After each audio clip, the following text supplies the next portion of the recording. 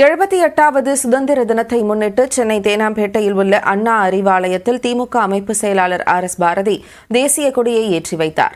கூடுதல் தகவல்களை நமது செய்தியாளர் கோகுலிடம் கேட்கலாம். கோகுல், தற்போது அந்த கொடியேற்றும் நிகழ்வில் யார் யாரெல்லாம் பங்கெடுத்திருந்தார்கள், அது குறித்த விளக்கங்கள்.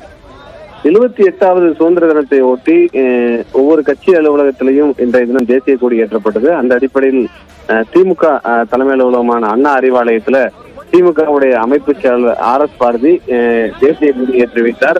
அவரோடு அண்ணா அறிவாலய தலைமை கழக நிர்வாகிகளும் கலந்து கொண்டார்கள். அந்த பகுதியைச் சேர்ந்த திமுகவுடைய தொண்டர்கள் ஏராளமானோர் இந்த கொடியேற்ற நிகழ்வில் கலந்து கொண்டு RS பாரதி கொடியேற்றி வைத்தார். அதன் முன்பு இனிப்புகள் வழங்கி அங்க இருக்கக்கூடிய தொண்டர்களுக்கும் சுதந்திர தின விழாவானது அண்ணா அறிவாலயத்தில் சிறப்பாக கொண்டாடப்பட்டது. விவரங்களை வழங்கியதற்கு நன்றி கோகுல்.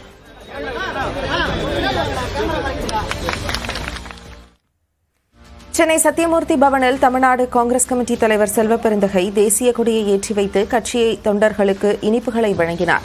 கூடுதல் தகவல்களை நமது செய்தியாளர் சுபாஷிடம் கேட்கலாம். சுபாஷ், சத்தியமூர்த்தி பவனில் நடக்கும் நிகழ்வில் யார் யாரெல்லாம் முக்கிய நபர்கள் பங்கேற்றிருக்கிறார்கள், அது குறித்த கூடுதல் விவரங்கள். இந்திய சுதந்திர போராட்டத்தின் மூலமாக கிடைத்த இந்த சுதந்திர தினத்தை இன்று நாடு முழுவதும் நாம் கொண்டாடி வருகிறோம். அதன் ஒரு பகுதியாக தமிழ்நாடு காங்கிரஸ் கமிட்டி சார்பில் கட்சி அலுவலகத்தில் சத்தியமூர்த்தி பவனில் கட்சியின் தலைவர் செல்வப்பெருந்தகை தேசிய கொடி ஏற்றி வைத்தார். முன்னாள் மத்திய நிதியமைச்சர் ப. சிதம்பரம் உள்ளிட்ட காங்கிரஸ் கட்சியின் மூத்த நிர்வாகிகள் இதில் கலந்து கொண்டனர். கொடியேற்றி வைத்து கட்சி தொண்டர்களுக்கு இனிப்புகளை வழங்கி காங்கிரஸ் கட்சியினர் இந்த சுதந்திர போராட்டத்திற்காக செய்த தியாகங்களை நினைவு கூர்ந்தும் அவர் பேசியிருக்கிறார். அதே போல ஆளுநர் RN ரவியின் நேற்றைய பேச்சு மிகவும் கண்டனத்துக்குரியது என்பதை வலியுறுத்தும் வகையில் அவரது செய்தியாளர் சந்திப்பும் இருந்தது. நாட்டின் சுதந்திரத்துக்கு காங்கிரஸ் என்ன பாடுபட்டது, பாஜக என்ன செய்யவில்லை, அந்த காலகட்டத்தில் அவர்கள் செய்தது என்ன என்பதை விளக்கம் அளிக்கும் செல்வப்பெருந்தகை பேசியிருக்கிறார். அது நம் பின்வரும் செய்திகளையும் பார்க்க இருக்கிறோம். விரிவான தகவல்களை வழங்கியதற்கு நன்றி சுபாஷ்.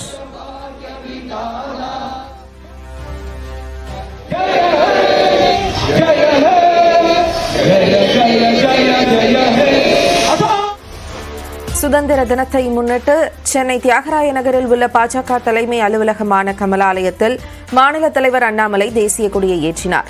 கூடுதல் தகவல்களை நமது செய்தியாளர் வேல்முருகனிடம் கேட்கலாம். வேல்முருகன், அங்கு நிகழ்வு என்னவாக இருக்கிறது? இன்று பாஜகவின் திட்டம் என்னவாக இருக்கிறது?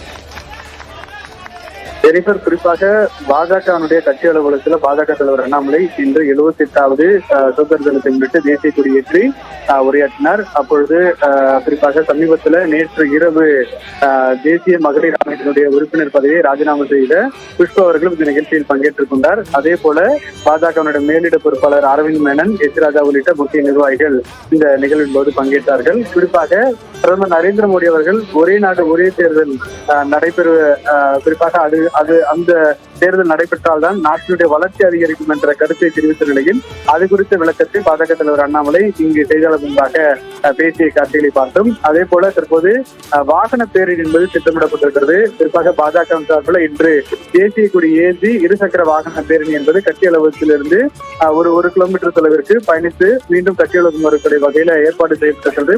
அந்த நிகழ்வில் தற்போது பாஜக தலைவர் அண்ணாமலை, அரவிந்த் மேனன் உள்ளிட்டோர் தற்போது இந்த கொடியசைத்து அந்த வாகன பேரணியை துவக்கி வைக்க இருக்கிறார்கள்.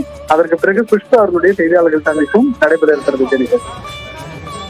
விரிவான தகவல்களை வழங்கியதற்கு நன்றி வேல்முருகன்.